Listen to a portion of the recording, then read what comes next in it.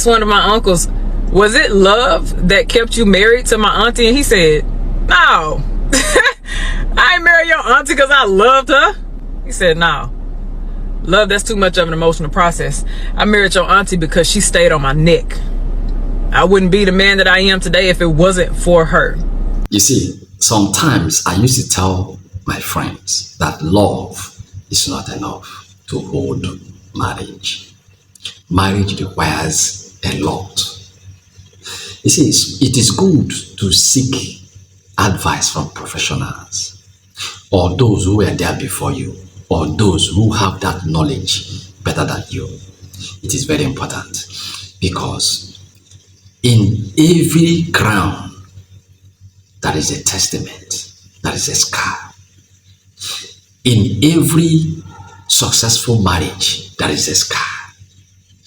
You see, there is a testament of endurance. There is a testament of pain. There is a testament of patience. There is a testament of endurance. There are so many things that are made up that marriage to become successful. Made mistakes, who have learned from mistakes, especially married men, and can give you an idea of how things go from a male standpoint. So he tells me about one event. He said, there was one time I really made your auntie mad. He said, I was wrong. He said, I was wrong. I made a decision without talking to her. And she was really big on standing firm on what it is that you're going to do and making sure that you communicate things with her, any decisions, because they affected our household. And he goes and tells me, he said, so she was getting on my A. He said, and I hated it. So what I did the same thing I always did. Run into the bars, run into the...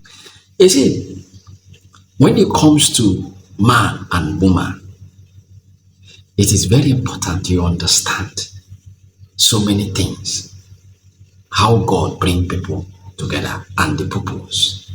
And that is why in most of the things that is happening in your life, try to put your purpose first before the conflict, before that thing that is causing chaos. Remember how far you have gone.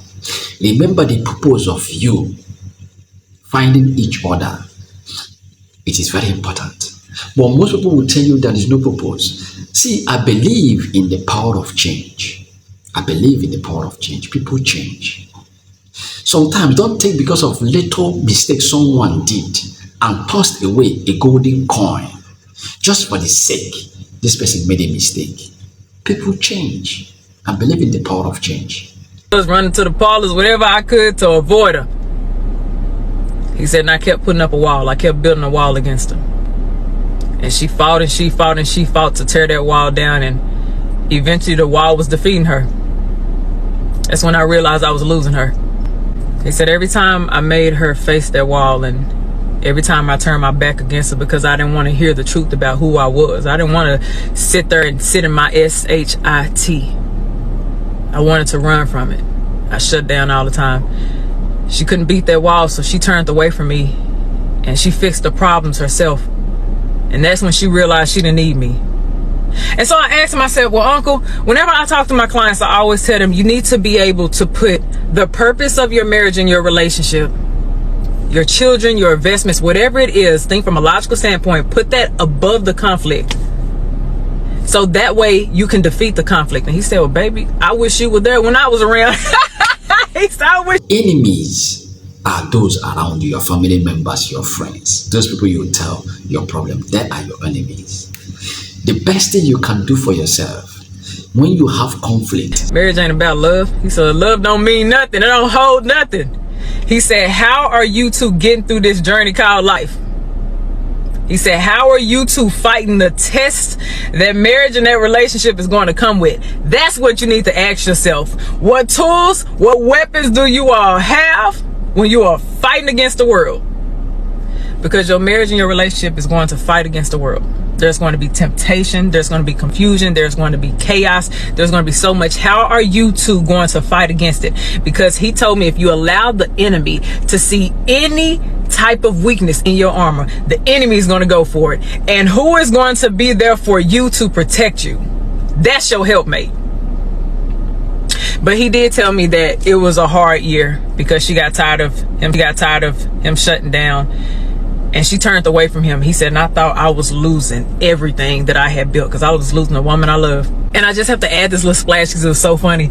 He told me he would always run to my great-grandma mother. And he said it was one day he tried to run to her and he was like, Mama, she did this again, yada, yada, yada. And he said mother took a wooden spoon and smacked him across the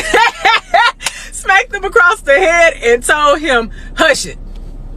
I'm a woman before everything else. And you're going to stop coming and talking to me about this woman because that woman loves you more than you love yourself. If you stop taking her through it, you wouldn't have a reason to run to me. Go home and fix it.